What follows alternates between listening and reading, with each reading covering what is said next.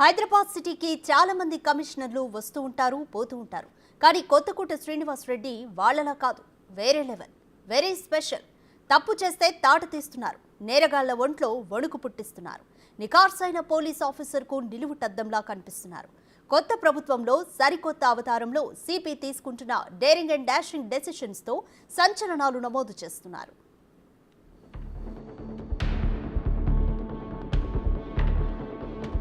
నిజాయితీకి నిలువెత్తు కటౌట్. అవినీతి అక్రమార్కులకు సింహస్వప్నం. చట్టాన్ని ధిక్కరిస్తే సహించేది లేదు. సమాజంలో చీడపురుగుల ఏరివేత. హద్దు మీరి ప్రవర్తిస్తే కటకటాలే. రంగంలోకి దిగితే అవినీతి అధికారులకు గుబులే. సామాన్యుడైనా సంపన్నుడైనా ఆయనకు ఒక్కటే. ఆయనే హైదరాబాద్ సిపి కొత్తకోట శ్రీనివాస్ రెడ్డి. గల్లీలో చిల్లరగాళ్ల నుంచి బడా నేతల పుత్రరత్నాల వరకు సమాజంపై తెగబడుతున్నారు. అడ్డు అదుపు లేకుండా అక్రమాలకు పాల్పడుతున్నారు. 10 ఏళ్ల తెలంగాణలో ఎన్నో అరాచకాలు, ఎన్నెన్నో దారుణాలు. ఇలాగైతే బాధితులకు న్యాయం అందని ద్రాక్షేనా? చట్టాన్ని లెక్క చేయని వాడికి శిక్ష లేవా అనుకునే సమయంలో నిబద్ధత, నిజాయితీకి మారుపేరైన కొత్తకోట శ్రీనివాస్ రెడ్డి సిపిగా వచ్చారు. అక్రమార్కుల అంతు చూసే తెగువ, అన్యాయాన్ని ఎదురించే తెగింపు ఆయన సొంతం. ఒత్తిళ్లను తట్టుకుని నిలబడే ఓర్పు ఆయన సుగుణం. కాంగ్రెస్ అధికారంలోకొచ్చిన వెంటనే సీఎం రేవంత్ రెడ్డి శ్రీనివాస్ రెడ్డికి సిపిగా బాధ్యతలు అప్పగించడం చకచకా జరిగిపోయింది. బాధ్యతలు చేపట్టగానే డిపార్ట్మెంట్లో అవినీతి, అక్రమార్కులపై దృష్టి సారించారు సిపి. పంజాగుట్ట పోలీస్ స్టేషన్ దేశంలోనే నెంబర్ 1 పిఎస్గా పేరు సంపాదించింది, రివార్డులందుకుంది. కానీ ఏళ్ల తరబడి స్టేషన్లో తిష్టవేసిన పోలీస్ అధికారులు రాజకీయ నేతలకు ఊడిగం చేస్తూ అవినీతికి అంటగాగుతారనే ఆరోపణలున్నాయి. అందుకు తగ్గట్టే కొన్ని కేసుల్ని సైతం నీరుగార్చారు. నిందితులకు మేలు జరిగేలా వ్యవహరించారు. ఈ వ్యవహారం సిపి దృష్టికి వెళ్లటంతో పంజాగుట్ట పిఎస్ ప్రక్షాళన చేపట్టారు. స్టాఫ్ మొత్తాన్ని మార్చేశారు. కొంతమందిపై వేటు కూడా వేశారు. 2023 డిసెంబర్ 24న ప్రజాభవన్ దగ్గర రోడ్డు ప్రమాదం జరిగింది. ప్రమాదానికి కారకుడు బోధన్ మాజీ ఎమ్మెల్యే షకీల్ కొడుకు రహిల్. కేసు నుంచి తప్పించుకునే ప్రయత్నం చేశారు. ఆయన ప్లేస్లో ఇంకో పని చేసే డ్రైవర్ను పెట్టి కేసు నుంచి తప్పించుకునేందుకు ప్రయత్నించారు. పంజాగుట్ట ఇన్స్పెక్టర్ దుర్గారావు రహెల్కు సహకరించారు.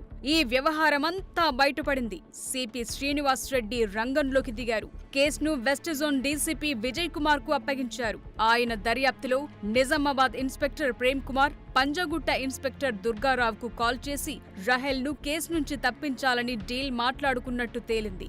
వెంటనే ఇద్దరిపై కేసు నమోదు చేసి శాఖాపరమైన చర్యలు తీసుకున్నారు. అక్కడితో ఆగకుండా డిపార్ట్మెంటు మీద ప్రజలకు నమ్మకం పోవద్దని భావించారు సిపి. 2 ఇన్స్పెక్టర్లను అరెస్టు చేసి న్యాయమూర్తి ఎదుట హాజరుపరిచారు. తప్పు చేస్తే ఎవరినైనా వదిలిపెట్టబోమని క్లియర్గా సంకేతాలిచ్చారు.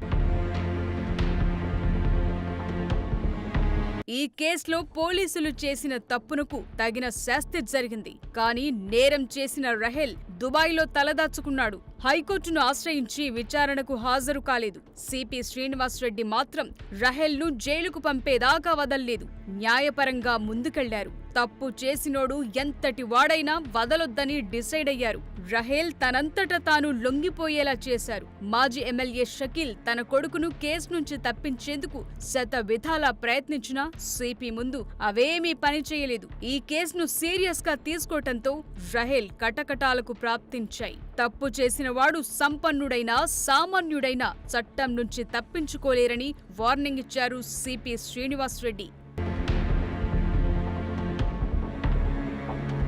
స్టేషన్లో సామాన్యులకు న్యాయం జరగటం లేదనే ఆరోపణలను చెరిపేస్తున్నారు సిపి శ్రీనివాస్ రెడ్డి. సిటీలోని అన్ని పిఎస్లలో మెరుపు తనిఖీలు చేస్తున్నారు.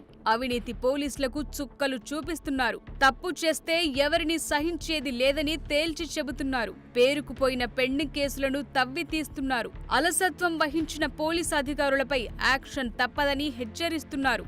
ఆయనే స్వయంగా స్టేషన్ను సందర్శించి కేసులపై ఆరా తీస్తున్నారు. దీంతో పోలీస్ అధికారులు ఉరుకులు పరుగులతో పనులు చేస్తున్నారు. ఫ్రెండ్లీ పోలీసింగ్ ను సామాన్యుడికి చేరవేస్తున్నారు.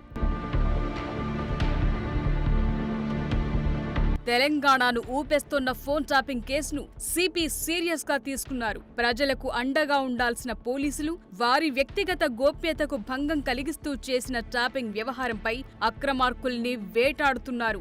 మొత్తం ఎపిసోడ్లో అసలు సూత్రధారుల నుంచి పాత్రధారుల దాకా పిన్ టు పిన్ కూపిలాగుతున్నారు. ఇప్పటికే 3 పోలీస్ అధికారులతో పాటు టాస్క్ ఫోర్స్ మాజీ డీసీపీ రాధాకిషన్ రావును అరెస్టు చేసి రిమాండ్కు తరలించారు.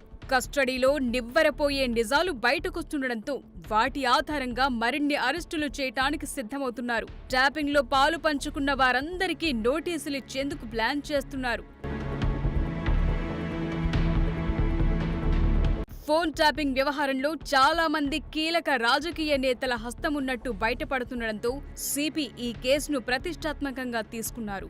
డేరింగ్ సిపి చేతిలోకి కేసు వెళ్లటంతో నేతల వెన్నులో వణుకు పుడుతోంది. న్యాయ వ్యవస్థను అపహాస్యం చేసేందుకు ప్రయత్నించే అక్రమార్కులకు పీడకలలా మారుతున్నారు సిపి శ్రీనివాస్ రెడ్డి. ఇప్పటిదాకా రీల్కే పరిమితమైన స్ట్రిక్ట్ ఆఫీసర్లను చూశాం.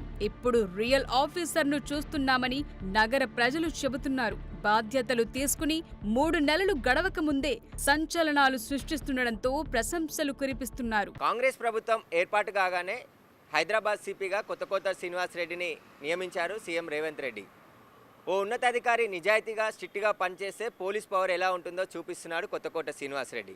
పంజాగుట్ట ఘటనతోనే హైదరాబాద్ కమిషనరేట్ పరిధిలో ఉన్న సిబ్బంది అంతా కూడా సక్రమంగా పనిచేసే విధంగా చర్యలు తీసుకున్నాడు. నేరస్తులే కాదు, పోలీసులు తప్పు చేసినా క్రిమినల్ కేసులు పెట్టి జైలుకు పంపిస్తూ ప్రజల ప్రశంసలు అందుకుంటున్నారు కొత్తకోట శ్రీనివాస్ రెడ్డి. ఇలాంటి ఆఫీసరే మాకు కావాలంటూ కూడా ప్రజలు ఆనందం వ్యక్తం చేస్తున్నారు.